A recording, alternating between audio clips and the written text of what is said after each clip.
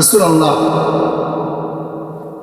আমাকে এমন একটি আমল বলে দেন যে আমল আমাকে জান্নাতে প্রবেশ করাবে, যে আমল আমাকে জান্নাতের মধ্যে নিয়ে যাইতে পারবে।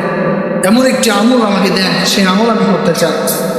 তখন রাসূল বললেন, তা'বুদুল্লাহা ওয়া লা তুশরিক বিহি শাইআন ওয়া তুকিমাস সালাতা ওয়া তু'তিজ যাকাতা ওয়া তুসিল্লির রিহমা। আল্লাহ রাসূল বললেন যে 5টি কাজ যদি তুমি করতে পারো তাহলে তুমি জান্নাতে চলে যাইতে পারবে, তুমি জান্নাতি হবে। 1 নম্বর কাজ হলো তা'বুদুল্লাহ, ইবাদত করতে হবে আল্লাহর। একমাত্র আল্লাহ ছাড়া অন্য কোনো ইবাদত করা যাবে না।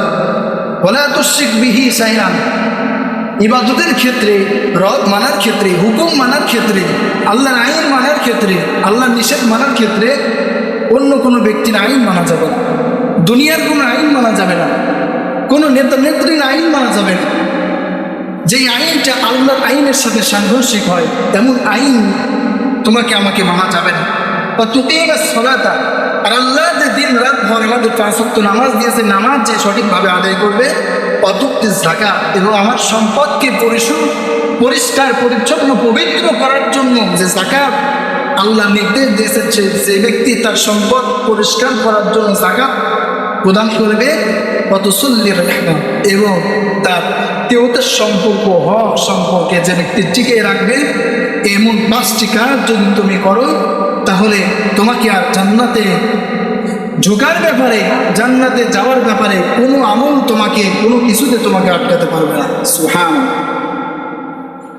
তাহলে নামাজ আমরা পড়ি, আল্লাহর ইবাদত আমরা মানছি, আল্লাহর সাথে কোন আমরা মূর্তি পূজা, অগ্নি পূজা আমরা করতেছি না, এবং যাকাতও দিচ্ছি, কিন্তু আত্মীয়তার সম্পর্কে যদি আমরা থেকে যাই তাহলে সে ব্যক্তি জান্নাতে যাবে? বলেন যাবে?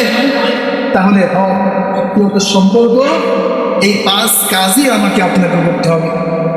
তাহলে আমাকে, আপনাকে, আপনি জান্নাতে যাওয়ার ব্যাপারে কোনো কিছুতে আমাকে আটকানোর ক্ষমতা নেই। সম্মানিত উপস্থিতি, যার জিনিস তাকে দেব, সমস্যা কোথায়?